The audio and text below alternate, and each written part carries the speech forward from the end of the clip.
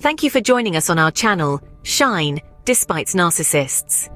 This platform is committed to aiding victims of narcissistic abuse transition to survivors. Our mission is to furnish you with the understanding and spiritual guidance necessary to navigate life's challenges and shine despite narcissists. If you find this video beneficial, please show your support by subscribing, liking it, and help others by sharing it and leaving your thoughts in the comments section. We are grateful for your participation. Our topic today is red flags, how to identify narcissistic behavior. Have you ever felt belittled or manipulated in a relationship? Have you ever found yourself tangled in someone else's vision where your voice appears to be unheard? Does it feel like you've been relegated to the background of a majestic film, a grand narrative that only focuses on the main character, with no space for supporting roles? Can you connect with the feeling of being sidelined, like an unnoticed extra, a simple tool in a larger plan?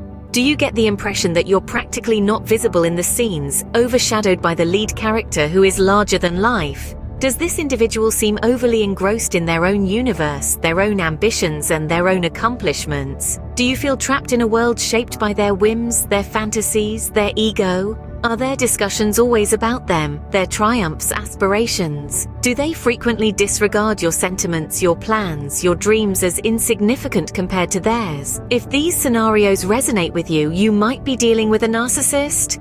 A true is not simply someone who admires their own image excessively. Instead, a narcissist is a person so consumed with themselves that they often overlook the existence of others. They expect the world to revolve around them and dance to their tunes. And they're not merely the type that fell in love with their own reflection, although that's not far from the truth. Thank you for dedicating your time to us. If you found this content valuable, please show your appreciation by liking, sharing, and commenting. Picture this: you're having a casual exchange with a friend. As your words unfurl, you're enthusiastically sharing the news of your recent promotion. The excitement resonates in your voice. However, the dialogue takes an unexpected turn. No longer is the topic centered on your accomplishments. No longer is the about you. Your friend's neighbor's cousin's dog, who can apparently do a backflip, becomes the new star of the conversation. It's a jarring shift that leaves you puzzled. You were basking in the glow of your success, but now you're shadowed by a dog's acrobatics. Sudden realization hits you. You're no longer the protagonist of your own narrative. You've been sidelined, your jubilation dampened, your moment stolen. This unusual behavior is characteristic of narcissists who have a knack for steering the conversation back to themselves, leaving you feeling more like a spectator than the main player. If you're like a supporting actor in your own life, it's time to raise an eyebrow. Alright, now let's venture into the realm of criticism. Typically, constructive criticism could be likened to the judicious addition of a pinch of salt to a dish. This simple act magnifies the existing flavor, bringing it to the forefront and driving home a delightful culinary experience. You see, the right amount of criticism, much like salt, can bring out the best in us, push us to strive for excellence, and generally guide us towards becoming better versions of ourselves. Provides perspective, identifies areas for improvement, and offers viable solutions. However, when someone incessantly heaps criticism on you, it's a different story altogether. Imagine someone adding so much salt to your dish that it becomes unbearable, almost akin to tasting the overpowering saltiness of the Dead Sea. That's just what it's like dealing with a narcissist. They aren't designed to help you grow. Instead, they are more about exerting control and asserting dominance. Narcissists, you see, have an inherent tendency to be hypercritical, finding faults where none exist. They'll critique something as trivial as the way you tie your shoelaces. It's their way of undermining your confidence and creating a power dynamic in their favor. And then there's the lack of empathy. Picture this for a moment, if you will. You've just had a minor incident, say you've stubbed your toe, an innocent yet painful mishap. You decide to share this with a narcissist, perhaps seeking some consolation or empathy. What happens next might surprise you, or if you're familiar with narcissistic tendencies, maybe not so much. The narcissist, rather than expressing sympathy or lending an ear, will seize this opportunity to turn the spotlight back on themselves. They're more likely to redirect the conversation, telling you about the time they endured a similar situation. Except in their version, the stakes are always amplified. They didn't just stub their toe, they broke a nail too. Painful, right? But the scenario doesn't end there. In the narcissist's narrative, there's an unexpected twist. They managed to save a kitten from a tree amidst their own adversity. It's not just about matching your story but surpassing it. They construct an elaborate scenario paints them as the heroic figure, supposedly overshadowing your own experience.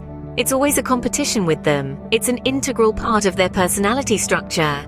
And in this competition there's an unwritten rule. They always have to win. But don't let these red flags paint a picture of doom and gloom.